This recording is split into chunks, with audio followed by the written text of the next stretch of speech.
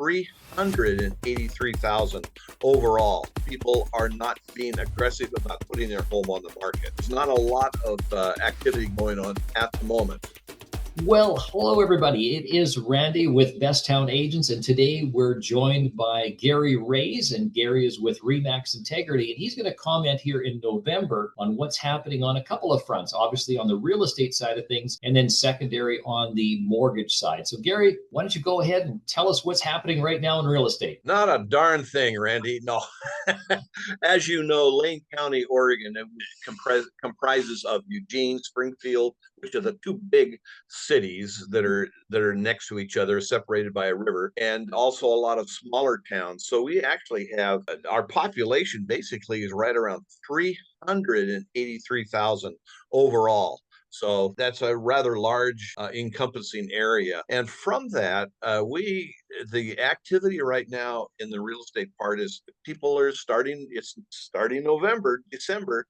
And so a lot of people are not being aggressive about putting their home on the market. Right now, we've only got 947 active listings, 947 and in a population of, like I said, 383,000. So there's not a lot of activity going on at the moment. Price wise, we've kind of stayed the same, basically from last year, and that's we're about the $460,000 median price range, actually. So we're right around that area. So we don't expect that to fall too much. It may even rise. We don't know. A lot of this is dependent upon the people's activities, as far as are they solid with the future? Are they not solid with the future? As we are in quite a bit of unrest at the moment. Interest rates, gosh, they actually had gone down, and now they punched up just a little bit due to the stock market and the uncertainty that's happening at this very moment. But it's not going to adjust very much. That is about the only prediction that I feel confident in, and that is it's either going to go down a little bit or it's going to go up a little bit. So that's about the way it's going to be.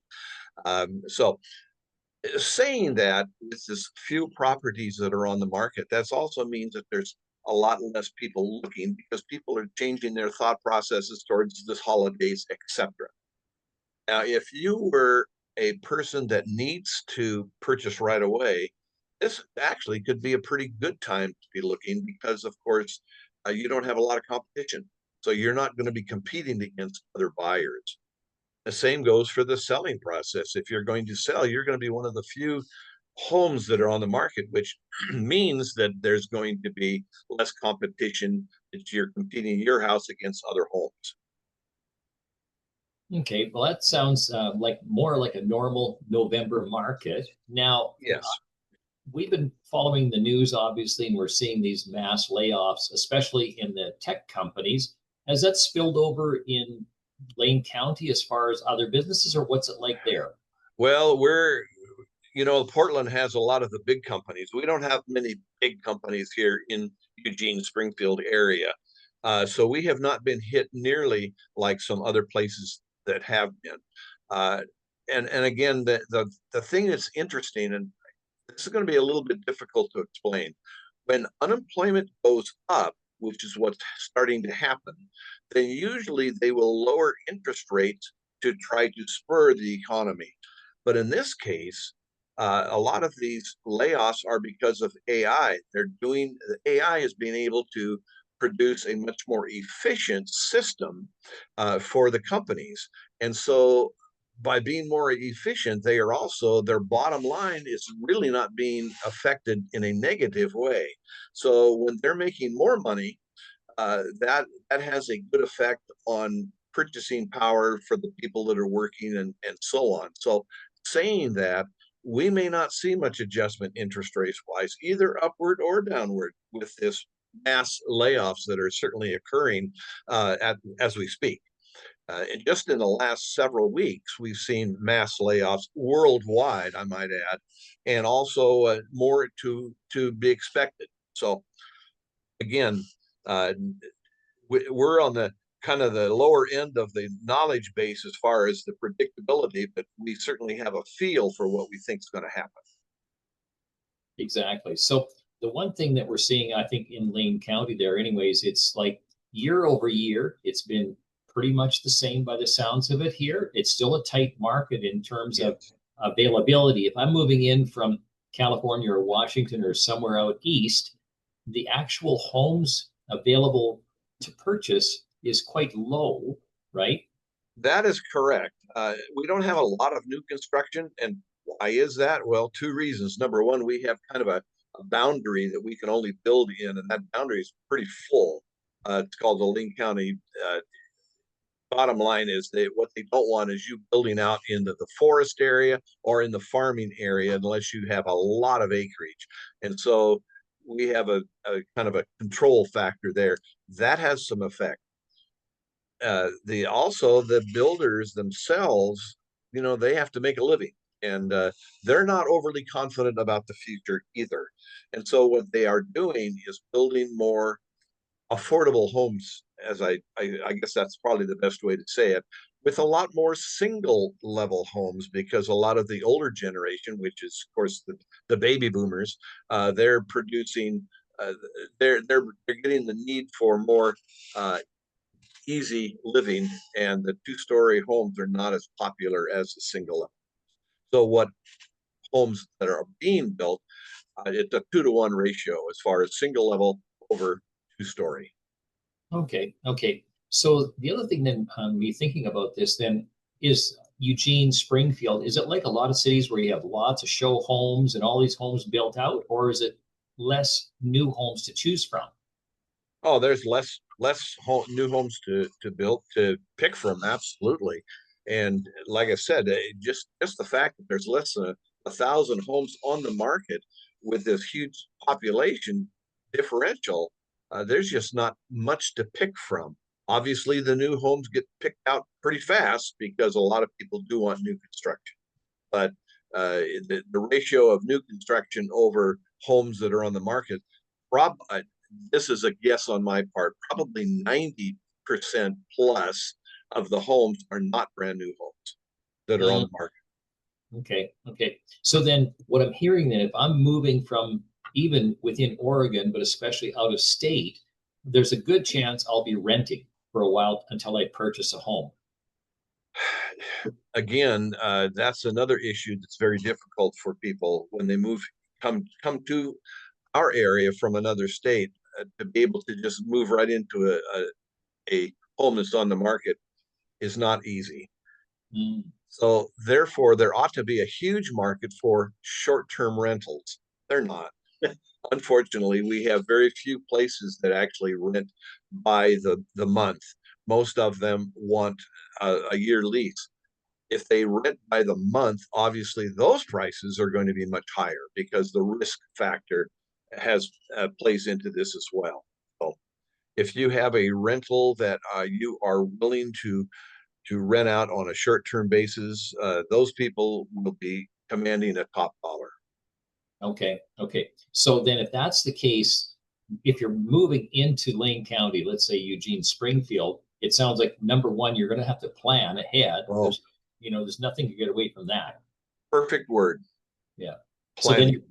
you're planning and you come in like if you received a call today from somebody that's coming in, and we'll just say they're coming in from Seattle. Okay, they're Mhm. coming in. What kind of expectations can you give them as far as them number one finding a home, and if they can't, renting a home? How do you handle something like that with a family of four? Well, not only a family of four, but family with pets. That's the other big issue. But I have a source of a few places that actually do short-term rentals, and I Mm, give that to them immediately. And but of course, if they can stall the actual move from, say, a Seattle, uh, then that gives me a chance to plan ahead and look for potential properties that fit their need, so that we can cut down on the anxiety level and also the time that is needed to be able to move into the home. right, right. And I know that you run a program that is different than a lot of other realtors where you also will find homes not on the MLS for somebody Mhm. moving in. So can you kind of give us a short little snippet on that? Sure. There are a lot of people that are in a position where they're always thinking about selling and they would like to sell, but they don't want to go through the hassle. They don't want 50 people tracing through their bedrooms, opening up the closets, and it's an anxiety level on their part. And a lot of times they keep putting it off because they have so much clutter, but they are still in the mood to move at some point. All they need is, I guess, an ambition, a kick in the fanny, as they say, and get them on the board to let's follow through with this. Well, what I do is I find the criteria that the people that are going to be coming to this area, the exact type of house, the exact type of maybe a school district area, those types of things that fit their need, and then I look at in that area for that perfect house. And yes, it probably is not on the market, but I go to them directly and say, have you thought about selling? Because I have a potential buyer that wants this exact type of home. Are you interested? Believe me, there's a lot of people that will then say, you know what, we've been thinking, and therefore you can make a nice match that way and solve a lot of people's problems. So to do that, do we have to pay you to do this when we're moving in, or how does that work? Well, yeah. Once you have signed a not a purchase, a work with me agreement that is required now by the law, we have to have that agreement. Then I have the basically the right to really go out and search for those types of homes. And and what I do is there's also ways to purchase a list by putting down exact criteria that a list company can identify. For example, suppose I want to sell my house to a certain person. Well, if it's a two-story home, I probably don't want to advertise to seniors. Hmm. I probably want to advertise to the younger people with a certain income, with a certain amount of children, with a certain amount of cars. All of those things have an impact on finding that perfect home. So what I do is I purchase a list that has uh, people for ages 35 to 50 with a price, with an overall income of X amount of dollars. So my advertising dollar can go much stronger to the right people that are actually looking. That totally makes sense. So now, in general, how long are these homes staying on the market that are for sale right now? Do they sell like hotcakes, or what's it like? Well, now it's slowed down, obviously, because of the economy. We used to sell within, well, hey, the COVID days, they would go within a few days, but now we're about 61 days is the norm at this point that it's on the market. So is that considered a normal time in Lane County, kind of a normal? Well, nationally, I don't Mhm. know about Lane County, but nationally, it's always been 6 months of inventory. That Mm, gave the buyer and the seller, they were placed on equal terms. mhm. So you had a lot of homes to pick from, and you had a lot of buyers that were interested. In today's market, 61 days, that's still a kind of a seller's market in comparison. Mhm, mhm. So what I'm hearing then, if you're out purchasing something specifically in Eugene or Lane County, there's probably not going to be a lot of price negotiation. But on the other side, I think the sellers have to balance that it's not COVID or just post-COVID prices that are out there either. Here was let me tell you about the expectation back in the COVID days. I put my sign in the ground, and it was raining before the sign dried. You already had three people calling on that house. That's the way it was once upon a time. That once upon a time happens about once every 200 years. So I mean that's reality. We've never seen interest rates as low as it was. They were giving away money basically, and those days are not coming back anytime soon. Hopefully, and the reason I say hopefully is if it does come back, we have some kind of catastrophic scenario to drive it to do that. But basically, the 5.5 to 6.5% range is golden. That is where it'll probably remain. So the fact, and kind of lost my train of thought here as far as where we were going with that. But the bottom line is, things. If you are a person that is interested in purchasing a home or selling a home, do it as soon as you can, because we know what things are today. We have control over things today. We do not have control over things in the future. If home prices go up later and you have stalled, you've lost significant amount of money. People, the expectations in today is that people put the house on the market and they think it's going to sell immediately, and it does not. Like I said, 61 days is longer than they expected it to be. Back a few years ago, it was immediate. Those days are gone. Mm-hmm. Okay. Okay, that makes sense. So then we've talked about this before. So if somebody reaches out to you, they're going to sell their home, and let's say that I phone you and I say, you know what, I want to sell my 2-story home, in Eugene right now in November.